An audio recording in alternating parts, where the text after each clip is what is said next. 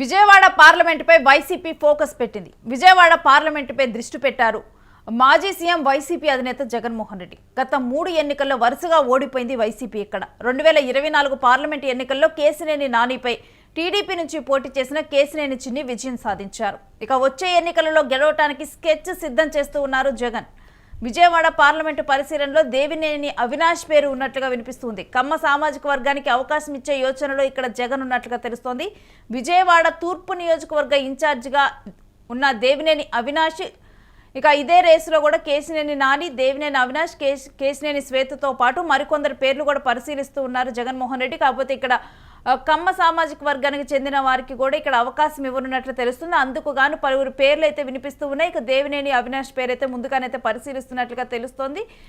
ఇక ఈ విజయవాడ పార్లమెంటు పరిశీలనలో అనేది ఇప్పుడు పేర్లు అయితే కొన్ని పేర్లు చర్చకు వస్తూ ఉన్నాయి. జగన్ వీరికి అవకాశం ఇవ్వనున్నారని చెప్పి కూడా. ఇక ఈసారి ఎలా అయినా సరే ఇక్కడ గత 3 ఎన్నికల్లో వరుసగా ఓడిపోయినటువంటి స్థానంలో కూడా ఈసారి ఎలాగైనా పాగా వేయాలి అని చెప్పి విజయవాడ పార్లమెంటు మీద ప్రత్యేకంగా కూడా జగన్మోహన్ రెడ్డి దృష్టి సారించి ఒక ప్లాన్ని సిద్ధం చేసినట్లుగా డీటెయిల్స్ అందుతూ ఉన్నాయి. పూర్తి డీటెయిల్స్ ఏంటి అనేది కూడా మా ప్రతినిధి కిరణ్ అడిగి తెలుసుకుందాం. కిరణ్, విజయవాడ పార్లమెంట్ని దృష్టిలో ఉంచుకొని కూడా జగన్మోహన్ రెడ్డి ఒక పక్కా ప్రణాళికను సిద్ధం చేశారు అన్న వార్తలు అందుతున్నాయి. పూర్తి డీటెయిల్స్ ఏంటి? రేణు, వైసీపీ అధినేత జగన్మోహన్ రెడ్డి వచ్చే ఎన్నికలకు ఇప్పటి నుంచే వ్యూహాలు సిద్ధం చేస్తున్నారు. రాష్ట్ర వ్యాప్తంగా పలు నియోజకవర్గాల్లో సర్వేలు నిర్వహిస్తున్నారు. బలమైన అభ్యర్థులు ఎవరు, బలహీనమైన అభ్యర్థులు ఎవరు, ప్రస్తుత ఇన్ఛార్జీలు పనిచేస్తున్నారా లేదా కొత్త వారిని నియమించాలనే యోచనలో ఆయన తీవ్ర కసరత్తు చేస్తున్నారు. ఇప్పటికే వైఎస్ఆర్సీపీ అధినేత జగన్మోహన్ రెడ్డి నేరుగా విజయవాడ పార్లమెంట్ పైన దృష్టి పెట్టారనే సమాచారం వినిపిస్తుంది. ఎందుకంటే గత 3 ఎన్నికల్లో 2014, 2019, 2024 3 ఎన్నికల్లో విజయవాడ పార్లమెంట్ లో వైఎస్ఆర్సీపీ ఖాతా ఓపెన్ చేయలేకపోయింది. అంతకు ముందు ఉన్న కాంగ్రెస్ పార్టీ ఈ 2004, 2009 లగడపాటి రాజగోపాల్ కాంగ్రెస్ పార్టీ నుంచి గెలవడం జరిగింది. వైసీపీ ఆవిర్భావం తర్వాత గుంటూరుతో పాటు విజయవాడ ఈ 2 పార్లమెంట్ సెగ్మెంట్లతో పాటు శ్రీకాకుళం ఈ 3 పార్లమెంట్ సెగ్మెంట్ లో వైఎస్ఆర్సీపీ ఇంతవరకు ఖాతా ఓపెన్ చేయలేదు.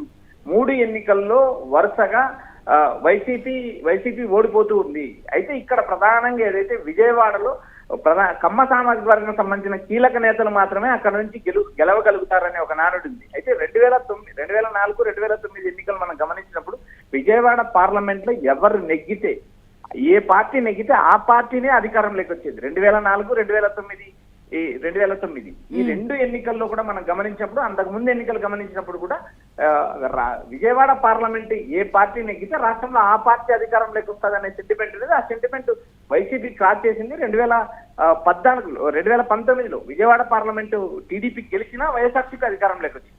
అయితే ఇక్కడ ప్రధానంగా జగన్మోహన్ రెడ్డి 3 ఎన్నికల్లో ఏదైతే కోల్పోయాడో ఆ సీటును తిరిగి సాధించడానికి ఆయన తీవ్ర ప్రయత్నాలు చేస్తున్నారు. అదేవిధంగా పార్టీని క్షేత్రస్థాయి నుంచి బలోపేతం చేయడానికి 7 నియోజకవర్గాల్లో ఇన్ఛార్జీలు నియమించడమే కాకుండా నిరంతరం పార్టీ పైన సమీక్ష నిర్వహిస్తున్నారు.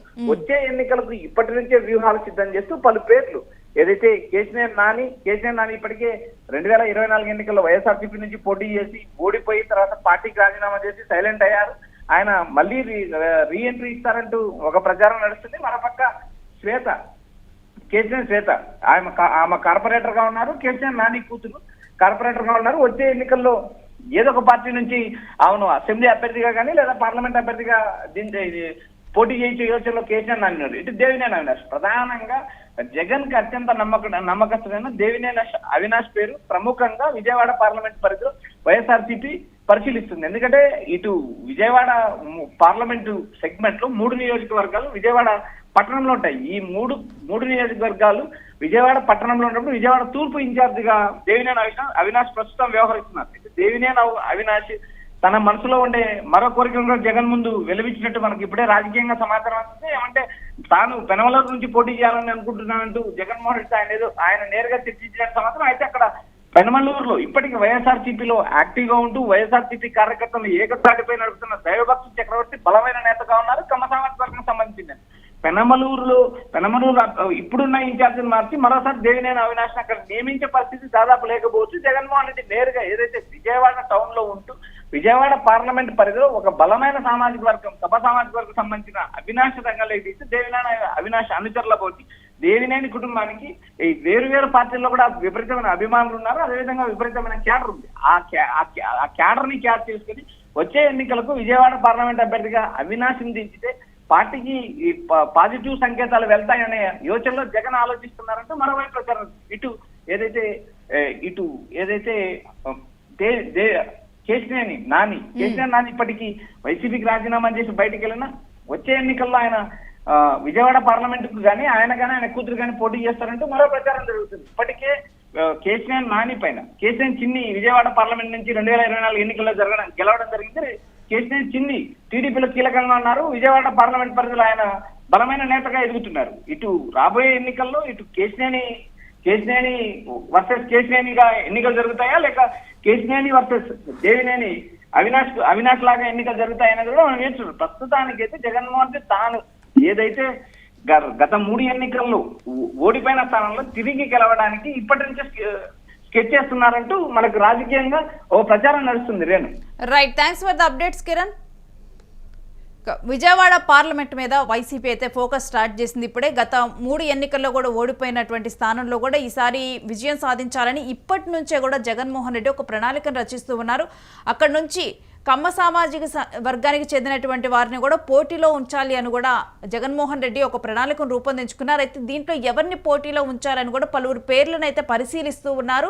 ఇక వీరిలో నుంచి మాత్రం డెఫినెట్గా కూడా కమ్మ సామాజిక వర్గం నుంచే ఒకరైతే విజయవాడలోనైతే పోటీలోకి రానున్నారు వైసీపీ తరపున అని చెప్పుకోండి ఇప్పుడు సమాచారం అందుతోంది. మరి ఇక ఇప్పుడైతే పరిశీలనలో కొందరు పేర్లు ఉన్నాయి. దేవినేని అవినాష్ సహా కూడా కేశినేని నాని, కేశినేని శ్వేత, వీళ్ళందరి పేర్లు కూడా ఇంకా వీరే కాకుండా ఇంకా మరికొందరు పేర్లు కూడా పరిశీలిస్తూ ఉన్నారు. ఇక వీరిలో ఒకరిని మాత్రం ఇక్కడ వైసీపీ పోటీ దించాలని చెప్పి కూడా జగన్మోహన్ రెడ్డి ఇప్పుడే ఒక ప్రణాళికను రచిస్తూ ఉన్నారు రాబోయే ఎన్నికలకు.